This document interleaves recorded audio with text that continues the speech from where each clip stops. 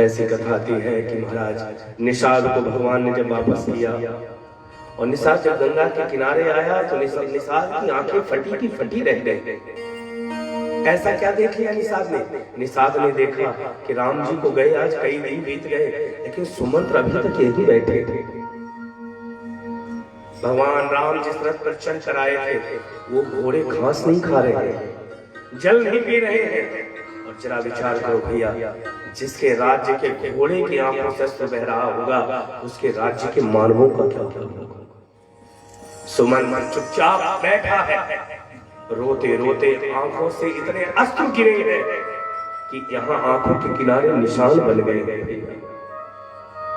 और इस दशा को जब निषाद ने देखा, निषाद दौड़ कर गए और सुमंत्र को उठाया। घोड़े गिर पड़े थे, घोड़ों को जल पिलाने लगे तो घोड़े जल नहीं पी रहे, उठ नहीं रहे हैं।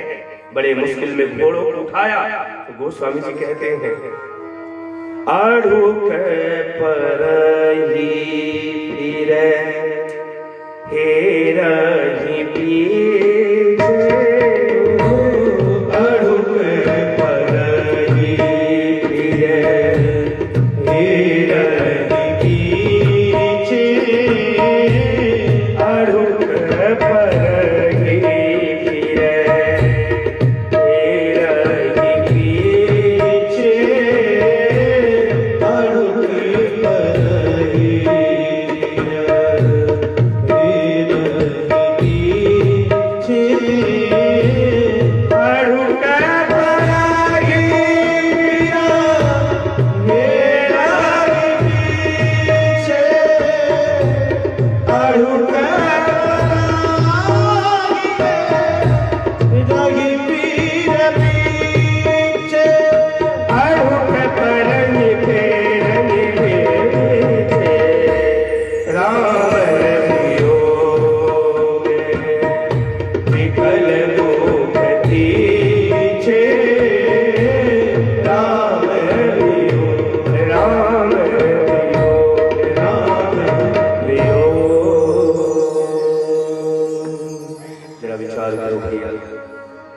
जिनके घर के घोड़ों की ये दशा होगी उन घर के मानवों की क्या दशा होगी।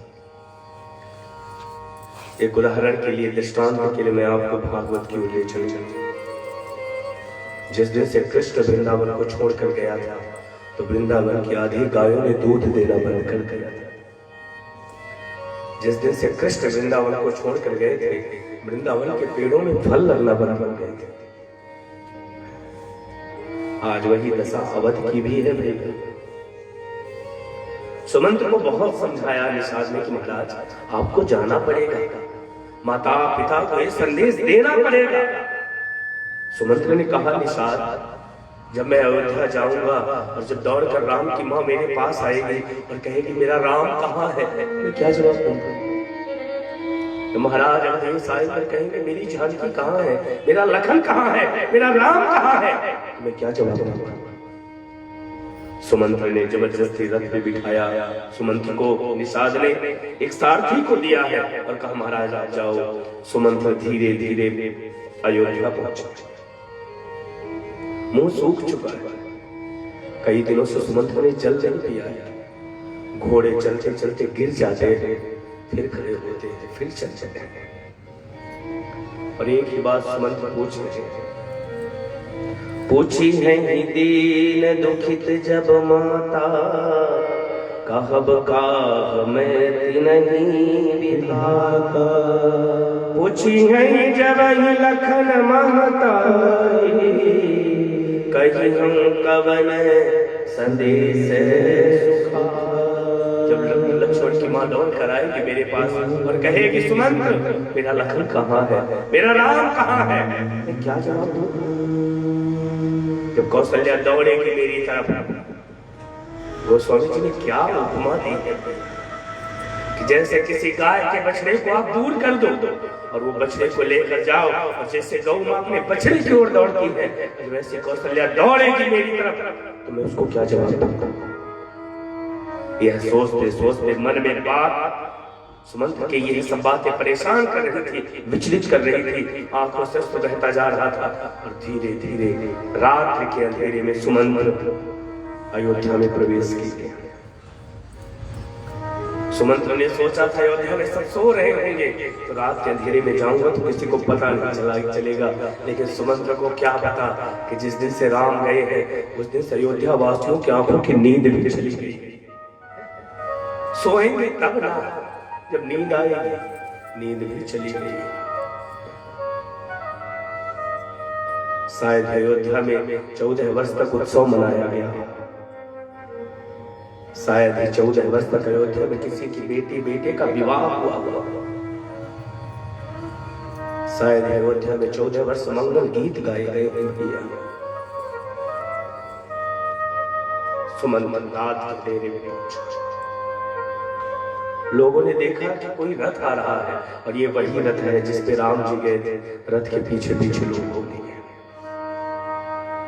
सुमंत जैसे ही महल के अंदर गए क्या देखा? गोस्वामी जी ने वर्णन किया, आसन शयन विभूषण लीला, परिभूमि तन निपट मलिना। राम राम कह राम सने, पुनि कह राम लखन भय। महाराज देश विभूषण ही जिनके सर पर हीरे मोतियों का जड़ित मुकुट विराजता था, आज अवधेश का मुकुट कहीं पड़ा। अंग में उत्तरी वस्त्र नहीं, ना कान में कुंडल है, ना गले में हार है और जमीन पर पड़ा है।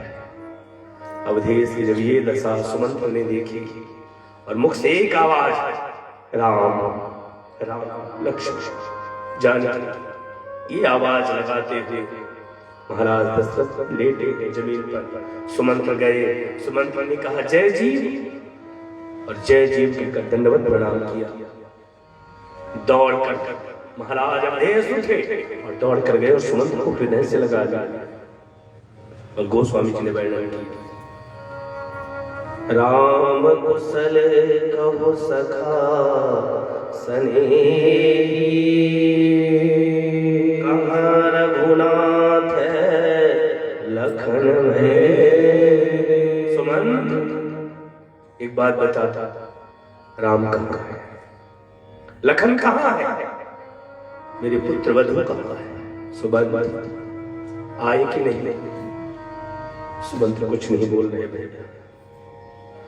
सुमंत, मैंने राम जैसे पुत्र को वनवास दिया। सुमंत, मेरा राम एक बार भी मुझसे नहीं बोला कि पिताजी मेरा अपराध क्या है, किस अपराध के कारण आपने मुझे वन दिया। ऐसे पुत्र को मैंने वन भेज दिया सुमंत। और दुख की बात यह है कि मेरा राम तो चला गया लेकिन मेरे प्राण अभी तक है। सुमंत, राम ने कुछ संदेशा भेजा। तब एक बात ध्यान से सुनिए भैया, रामचरितमानस में तो गोस्वामी जी ने कुछ चीजें सूक्ष्म में कर दी है, लेकिन वाल्मीकि रामायण में लिखा है कि जब सुमंत्र लौटे और दशरथ जी ने पूछा मेरे राम ने कुछ संदेश भेजा है, तो सुमंत्र ने मना कर दिया, कोई संदेश नहीं भेजा, कुछ नहीं कहा राम ने, आपके लिए कुछ भी नहीं कहा। अच्छा, आपको केवल इतना कहा कि मेरे पिताजी को प्रणाम करना, बस। सुमंत्र जी, आप जाना और मेरे पिताजी को प्रणाम करना, आपके लिए प्रणाम भेजा है और कौशल्या के लिए संदेश भेजा है। आपको प्रणाम भेजा है और कौशल्या के लिए संदेश भेजा है। कौशल्या दौड़ कर गई, क्या संदेशा है मेरे लिए? सुमंत्र जी हाथ जोड़कर कहते हैं कि प्रभु ने कहा है कि जब मेरा भरत अयोध्या लौटे तो माँ मेरे भरत का ख्याल रखना। माँ मेरे भरत का ख्याल रखना, क्योंकि मैं जानता हूँ जिस दिन भरत को पता चलेगा कि भगवान का वनवास हुआ है, मेरे भरत से रहा नहीं जाएगा। माँ मेरे भरत का ख्याल रखना। ये संदेशा सुमन से पूरी घटना पूछी है महाराज अवधेश ने। सुमंत्र ने पूरी घटना बताई कि पहला निवास भगवान ने तमसा के किनारे किया, दूसरा निवास गंगा के किनारे किया, और इसके बाद भगवान बरगद के वृक्ष का दूध लिए, अपने सुंदर सुंदर केसों को जटा बनाए और केवट की नाव में बैठकर परमात्मा चले गए। और प्रभु मैं अभागा देखता रह गया।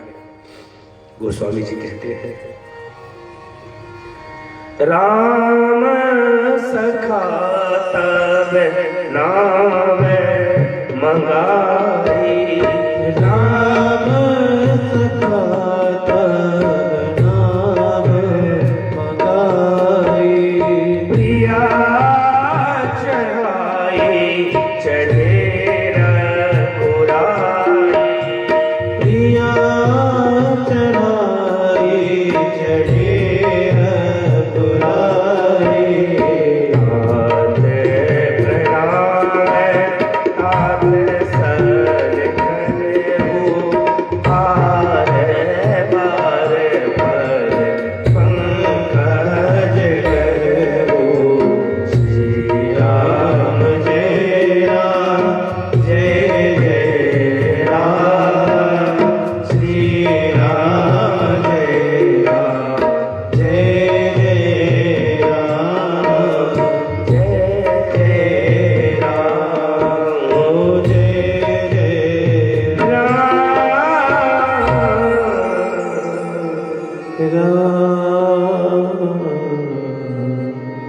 सुमंत्र ने कहा कि प्रभु ने कहा था कि बार बार प्रणाम करना। सुमंत्र हाथ जोड़कर कहते हैं, महाराज एक बात और कहूं,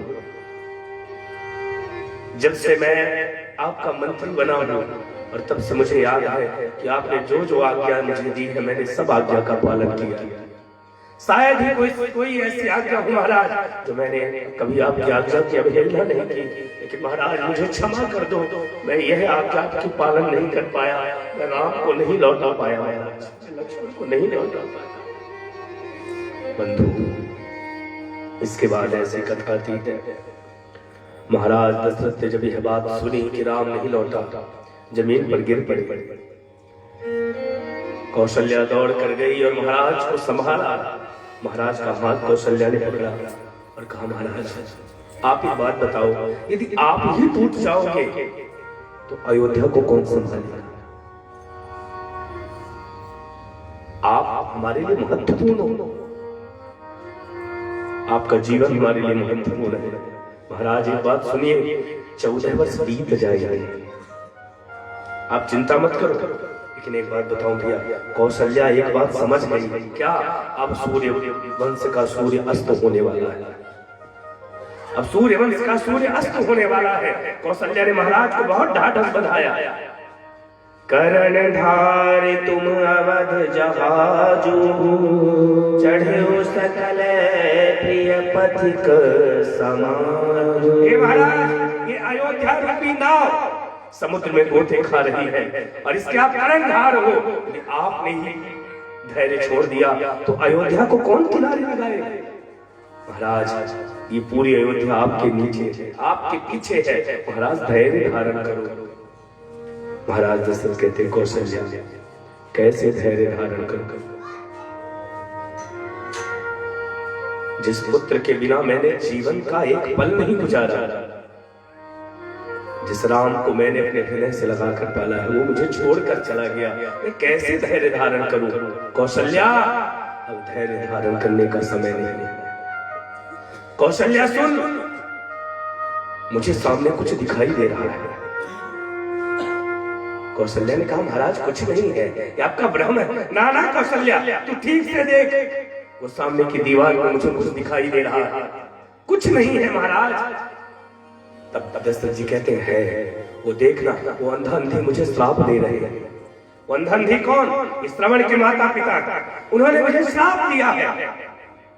कौशल्या को पूरी घटना बताई। महाराज दशरथ ने कहा, कौशल्या, एक बार ऐसा हुआ था जब मेरे कोई संतान नहीं थी और मैं शिकार खेलने गया था, और जब मैं शिकार खेलने गया और मुझे उस दिन शिकार में कोई जीव जंतु नहीं मिले, और मैं निराश होकर एक जगह बैठा था और तभी मुझे ऐसा लगा कि कोई सिंह पानी पी रहा है और मैंने शब्द भेदी बाण चलाया। दशरथ जी शब्द भेदी बाण चलाते थे, जिस दिशा से आवाज आए उस दिशा में बिना देखे दशरथ जी बाण चला सकते थे। और मैंने वो बाण चलाया, वो कोई जानवर नहीं था, वो श्रवण था। वो श्रवण के सीने में बाण लगा। मैं दौड़ कर गया तो कोई ऋषि कुमार था। मैंने कहा पुत्र क्षमा करो। वह श्रवण कहता है महाराज मैं अपने माता पिता के पानी लेने आया था, मेरे माता पिता अंधे हैं, आप एक काम करो ये जल उनको जाकर पिला दो। बंधु दशरथ जी जल लेकर गए। श्रवण के माता पिता बैठे थे। कई बार उनसे व्यासपीठ में पूछा जाता है कि श्रवण के माता पिता का नाम क्या है। श्रवण की मां का नाम था ज्ञानवती और पिता का नाम था शांतनु। श्रवण के माता पिता के पास जल लेकर गए। जैसे जल देने लगे बंधु माता पिता को बच्चे की आहट से समझ में आ जाता है कि ये है कि नहीं। उन दोनों ने कहा तो हमारे बेटे नहीं हो, कौन हो तुम? दशरथ जी ने पूरी घटना बताई कि कैसे अनजाने में मैंने आपके पुत्र पर बाण मार दिया, चला दिया। जैसे ही दोनों ने सुना महाराज पता है पिता तो सुनते ही प्राण त्याग दिया श्रवण का। और जैसे श्रवण की मां पिता ने प्राण त्यागा, श्रवण की मां ने कहा दशरथ एक काम कर मेरे लिए चिता बना, पहले तो मेरे लिए चिता का निर्माण कर, मुझे अपने पति के साथ सती होना है। महाराज दशरथ रोते जावे और चिता के लिए लकड़ी इकट्ठा करने लगे। दशरथ जी ने अपने हाथ से चिता बनाई। उस औरत ने कहा दशरथ मुझे चिता पर बिठा। दशरथ ने बहुत समझाया। उसने कहा नाना मुझे चिता पर बिठा। उसने चिता पर बिठाया। दशरथ जी ने उसको बिठाया और जैसे चिता पर बैठी दशरथ जी को फिर आदेश दिया मेरे पति को मेरी गोद में लिटा दे। गोद में लिटा दिया। दशरथ अब अग्नि संस्कार कर। दशरथ की आंख से अश्रु बहता जाए। अग्नि संस्कार किया और अग्नि संस्कार करने के बाद जब अग्नि जलने लगी तब उसने श्राप दिया कि दशरथ सुन, जैसे आज मैं पुत्र के वियोग में अपने पति के वियोग में प्राण त्याग रही हूं, ऐसे ही एक दिन तू भी पुत्र के वियोग में प्राण त्यागेगा, ऐसे तुझे भी मरना पड़ेगा। दशरथ सुन, तेरे 4 संतानें होंगी लेकिन अंतिम समय में एक पुत्र तेरे साथ नहीं होगा। और इसी बात को गोस्वामी जी ने लिखा है। बिलय पातराऊ बिकल बहु माती, बिलय पातराऊ बिकल बहु माती। भई जुग सही से सिरात नराती, भई जुग सही से सिरात नराती।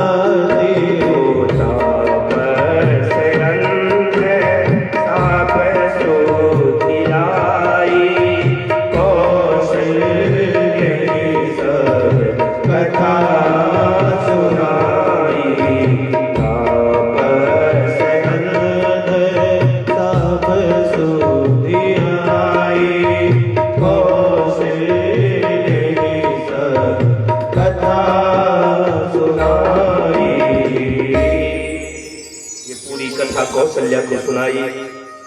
कहते कहते महाराज देश व्याकुल हो गए। कौशल्या का हाथ पकड़ रखा। कौशल्या दुनिया में मुझसे अभागा कौन होगा? महाराज दशरथ कहते हैं कौशल्या मुझसे अभागा कौन होगा जिसके 4 पुत्र हैं? मैं 4 पुत्र का पिता हूँ, लेकिन बता कौशल्या आज एक पुत्र मेरे साथ नहीं है जिसके कंधे में मैं हाथ रखकर, जिसके कंधे में सर रखकर मैं रो सकूं। ये कथा केवल दशरथ की नहीं भैया, ये आज ना जाने कितने पिताओं की ये कथा है कि 4 संतानें हैं, लेकिन कई बार जीवन में ऐसा समय आता है कि एक बेटा हमारे पास नहीं है। कितने पिताओं को मैं जानता हूं भैया कि बच्चे विदेश में रहते हैं और यहाँ माता पिता नौकर के सहारे हैं। और कई बार ऐसा समय भी आता है कि कोई एक गिलास पानी देने वाला नहीं। जीवन में कई बार ऐसा समय भी आता है दर्द से तड़प रहे हैं बूढ़े बूढ़ी, लेकिन कोई जल पिलाने वाला नहीं है। कथा दशरथ की नहीं, ये हमारी भी कथा है। आज दुर्भाग्य देखो समाज का, बच्चों को पढ़ाओ लेकिन अपने से जोड़े रहो भैया। मैंने कई बार एक कथा सुनाई है। एक माता पिता के 5 संतानें थी, 4 संतानें, 3 बेटा और 1 बेटी। उस माता पिता ने जीवन की पूरी कमाई अपने बच्चों की पढ़ाई में लगा दी, पूरी कमाई, अपने लिए कुछ ना, सब बच्चों के लिए जीवन भर की कमाई बच्चों के पीछे लगा दी। बच्चे भी पढ़ लिख कर आगे बढ़े और संयोग से 4 बच्चे विदेशी, 4 बच्चे, सबका ब्याह हो गया, सब अपने अपना घर बनाकर सेटल हो गए। एक दिन इसकी माँ की तबीयत खराब हुई, पत्नी की। इसकी पत्नी ने अपने पति से कहा कि स्वामी एक काम करो, बच्चों को बुला लो। क्यों? मुझे ऐसा लगता है कि प्राण निकलने ही वाले, मैं चाहती हूँ कि मरते समय तुम सब बच्चों को देख लो।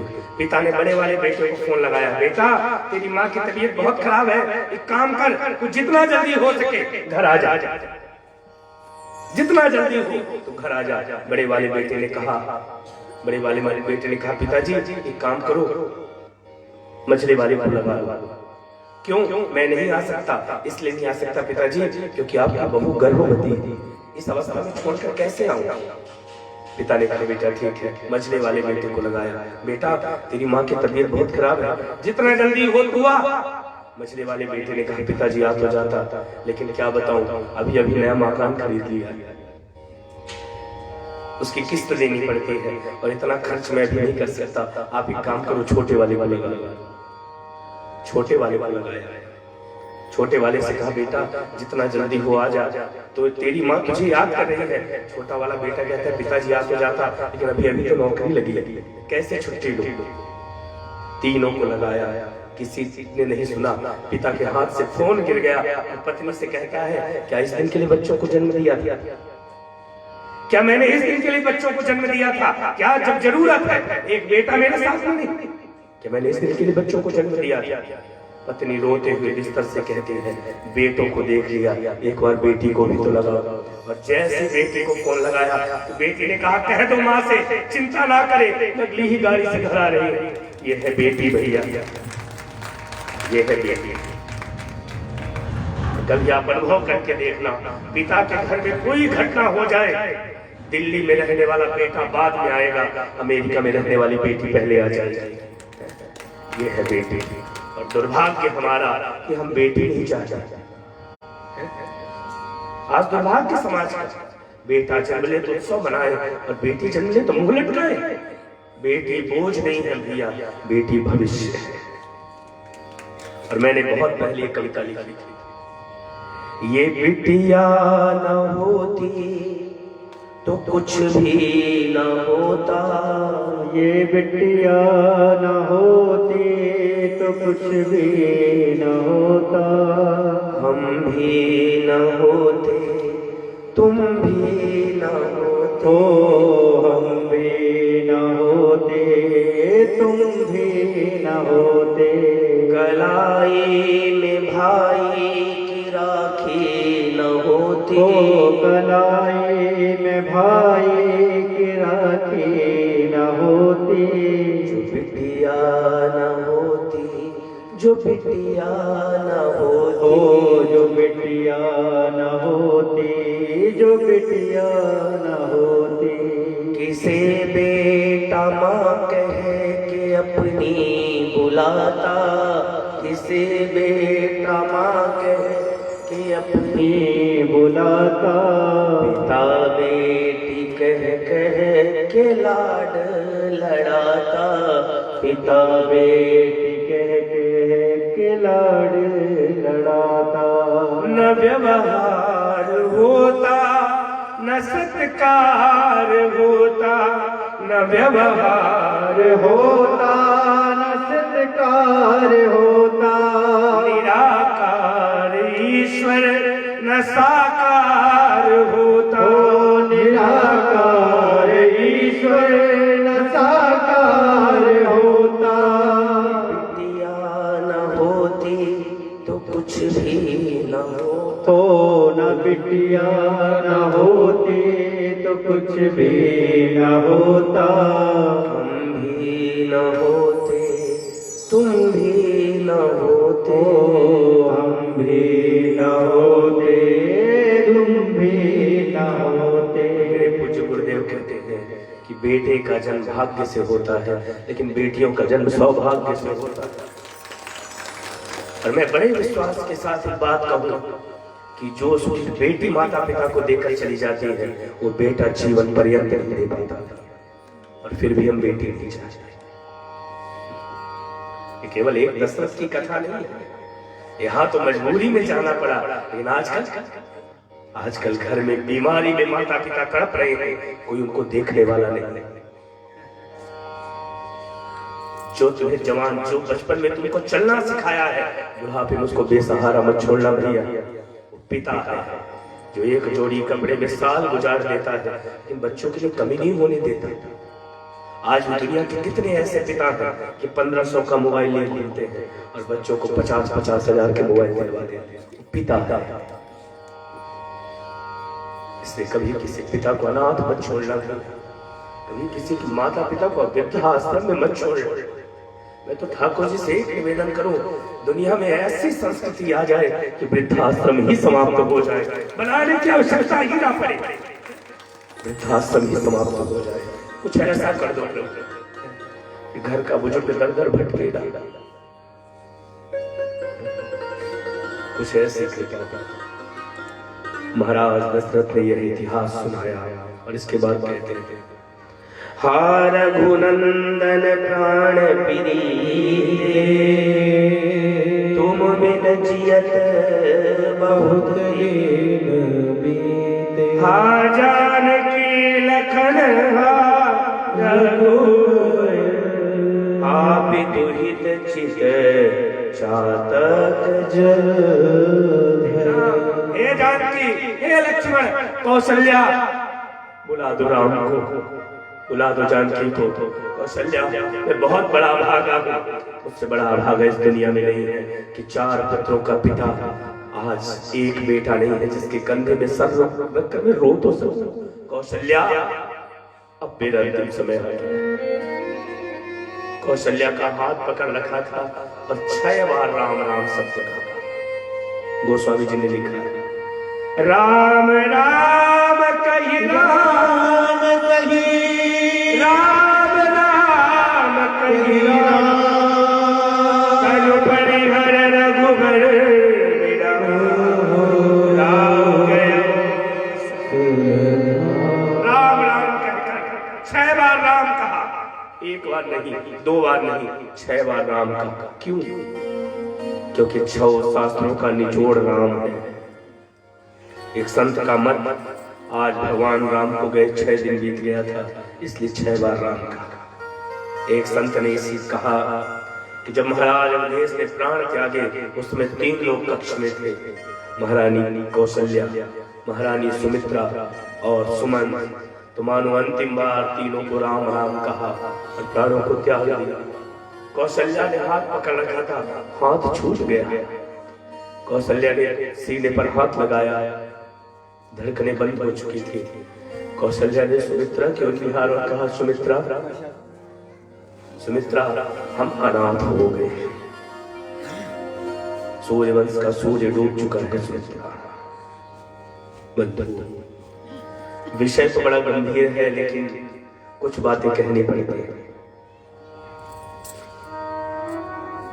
जरा विचार करो कि कर्म के फल से भगवान का पिता नहीं बचा। ब्रह्म के पिता है दशरथ, लेकिन कर्म के फल से भगवान का पिता नहीं बचा, तो हमारी और आपकी हैसियत क्या है? हम जैसा कर्म करेंगे वो कर्म एक ना एक दिन किसी ना किसी रूप में हमारे सामने अवश्य आएगा। ये बात पक्की। जिसने जीवन में 3 का दुरुपयोग किया, मैंने एक दिन और कथा में कहा था, थोड़ा आवाज बढ़ा दे। जिस व्यक्ति ने जीवन में 3 वस्तुओं का दुरुपयोग किया, उसकी मृत्यु बिगड़ जाएगी। शक्ति, संपत्ति और समय। जिसने शक्ति का दुरुपयोग किया उसकी मृत्यु बिगड़ी, जिसने संपत्ति का दुरुपयोग किया, धन का दुरुपयोग किया, उसकी भी मृत्यु बिगड़ जाएगी, और जिसने समय का दुरुपयोग किया उसकी भी मृत्यु बिगड़ जाएगी। मृत्यु का निवारण नहीं हो सकता। सुधी श्रोता ध्यान से मेरे शब्दों को सुने। मृत्यु का निवारण नहीं हो सकता, मृत्यु का सुधारण हो सकता है, सुधारा जा सकता है। मृत्यु तो संभावी है भैया, वो तो आएगी ही आएगी, जाना तो सबको है। और आपको एक बात बताएं, जीवन में जब अंतिम समय आएगा तो व्यक्ति को दो चीजें दिखेंगी। आपका बेटा दिखे ना दिखे ये जरूरी नहीं, ये मकान दुकान दिखे ये जरूरी नहीं, लेकिन मरते समय अंतिम समय व्यक्ति को दो चीजें अवश्य दिखेंगी। एक तो आपका किया गया पुण्य दिखेगा, या तो आपका किया गया पाप दिखेगा। केवल यही दो चीजें दिखेंगी। या तो आपका किया गया पुण्य आपके सामने बैठ जाएगा आकर, या तो आपका किया गया पाप दिखेगा। भैया मृत्यु का निवारण संभव है, सुधारण संभव नहीं है, जाना तो पड़ेगा ही। और ले क्या जाओगे साथ है? पता है जाएगा जब यहाँ से, जाएगा जब यहाँ से, कुछ भी न साथ होगा। 2 गज कफन का टुकड़ा तेरा लिबास होगा। 2 गज कफन का टुकड़ा तेरा लिबास। और क्या होगा? कुछ लोग तेरे तुझको कांधे पे बिठाएंगे, कुछ लोग तेरे तुझको कांधे पे बिठा, उनमें कुछ खुश होंगे, कुछ आंसू बहाएंगे। उनमें कुछ खुश होंगे, कुछ आंसू बहाए। दे देगा आग तुझमें, दे देगा आग तुझमें, बेटा जो खास होगा। 2 गज कफन का टुकड़ा तेरा लिबास होगा। 2 गज कफन का टुकड़ा तेरा लिबास होगा।